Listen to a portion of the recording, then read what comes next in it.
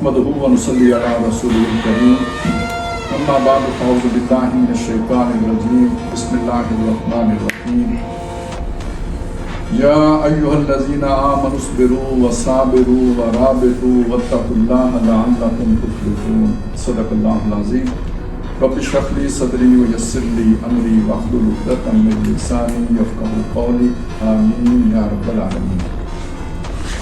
Doctor صاحب آپ کی غیر موجودگی میں میں نے آپ کے مجوزہ جو موضوع تھا نا اس میں ترقیم کروا دی جمہوریت سے، کوئی بات تو مجھے ٹھیک ہو گیا نا۔ تو اب اصل میں اپنے تحریکوں میں جو عدم تشدد کی اہمیت ہے اس پر ہم نے گفتگو کرنی ہے۔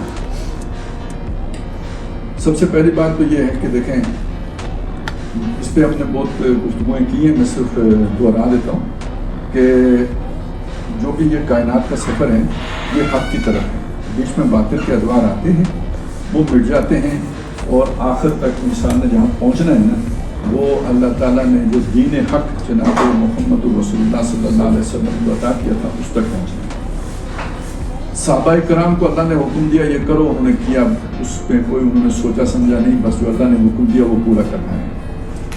اس کے بعد اب انسانوں کو اللہ سکھا رہا ہے کہ وہ ٹھوکریں کھائیں، مار کھائیں، تجربے کریں اور پھر اپنے تجربات کی روشنی میں وہیں پہ پہنچیں جہاں محمد رسول اللہ صلی اللہ علیہ وسلم نے 1500 سال پہلے پہنچا۔ تو ہم اس تجربات کے دور سے گزرے اور اس دور میں ہوا کیا کہ وہ جو امت ابری تھی وہ زوال کا شکار ہو گئی۔ 1000 سال لگا اس کو زوال کو، لیکن وہ زوال کا شکار ہو گئی۔ آپ اندازہ لگائیں کہ میں ذرا بڑی لمبی چھلانگیں لگا رہا ہوں، 1000 سال کی ایک ہی چھلانگیں ابری اور زوال کا شکار ہو گئی، بیچ میں 1000 سال۔ پھر اس زوال کے بعد کے 400 سال ہیں، اور یہ جو 400 سال ہیں اس میں امت کے اندر ایک ابھار آیا ہے، اور یہ ابھار ہے درجہ بدرجہ۔ وہ آیت یاد کریں، میں نے آپ کو سنائی تھی، لَتَرْكَبُنَّ طَبَقًا عَنْ طَبَقٍ، ہم تمہیں اٹھائیں گے درجہ بدرجہ، سیڑھی بسیڑھی، قدم بقدم۔ ایک بات تو یہ سمجھنا ہے۔ دوسری بات یہ ہے کہ یہ جو ابھار ہے یہ مختلف گوشوں میں ہے، یہ باتیں بھی میں یہاں پہ کر چکا ہوں۔ مثلا ایک گوشہ یہ تھا کہ دین کی اصل کا دفاع کرنا ہے، یہ کام علماء نے کیا۔ جو فتنہ اٹھا اس کا کلا کما کرنے کے لیے وہ کھڑے ہو گئے۔ دفاعی محاذ دین کے تصورات، تخیلات، عقائد، ان کے لیے جو دفاعی محاذ تھا وہ کس نے سنبھالا؟ علماء نے سنبھالا۔ ایک مسلمانوں کی سیاسی آزادی کا معاملہ تھا، یہ محاذ ان لوگوں نے سنبھالا جنہیں ہم عام اسلوب میں سیکولر اور لبرل لوگ کہتے ہیں، جنہیں ہم دیندار نہیں کہتے، لیکن یہ جو مسلمانوں کی آزادی کے لیے جن لوگوں نے جدوجہد کی ہے وہ اکثر و بیشتر ایسے لوگ تھے۔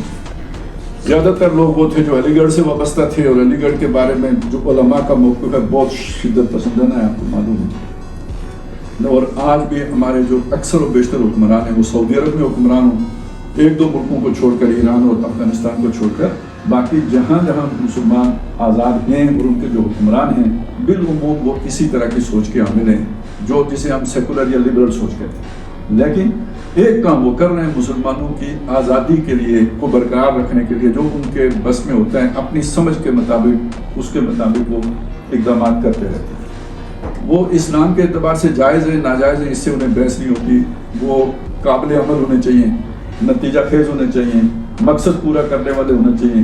اس کو دیکھتے ہوئے وہ اپنی سمجھ، اپنے ویژن کے مطابق مسلمانوں کے دفاع کے اقدامات کر رہے ہوتے ہیں۔